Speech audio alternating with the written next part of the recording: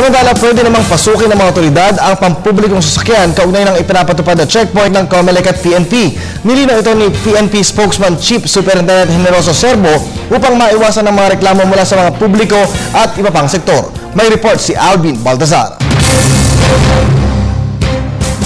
Hinikayat ng pamunuan ng pambansang pulisya ang publiko na ipabatid sa kanilang kaalaman ang anumang paglabag na posibleng nagagawa ng kanilang mga tauhan sa mga checkpoint operations. Sinabi ni PNP spokesman Chief Superintendent Generoso Serbo na sa pamamagitan ng reklamo at sumbong, malalaman nila kung ano ang dapat na baguhin sa kanilang procedures, bukod pa sa dapat din namang matukoy ang mga tauhan nilang may ginagawang pang-aabuso.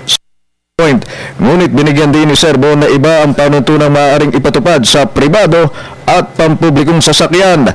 Maaari niyang pasukin ng kanilang personnel ang isang pampublikong sasakyan para sa kaukulang security check. Ngunit dapat ay sundin ang plain view doctrine at walang body search na gagawin sa mga pasahero.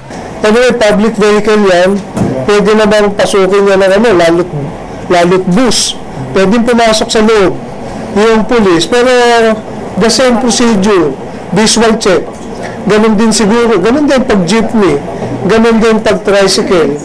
Pwede naman visual check. Hindi naman kailangan mangapkap, ano? Maaari lang niyang umantong sa pangangapkap ang mga otoridad sa sandaling may pagsuspetsa ang individual. Ngunit dapat pa rin itong gawin ng buong galang.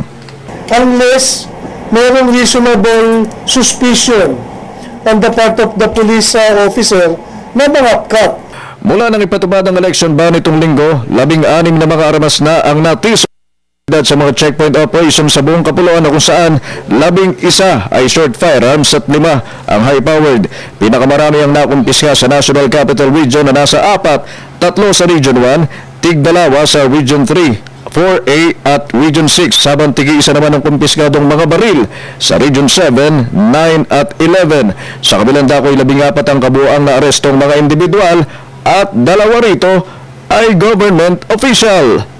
Para sa Telebisyon ng Bayan, Alvin Baltazar.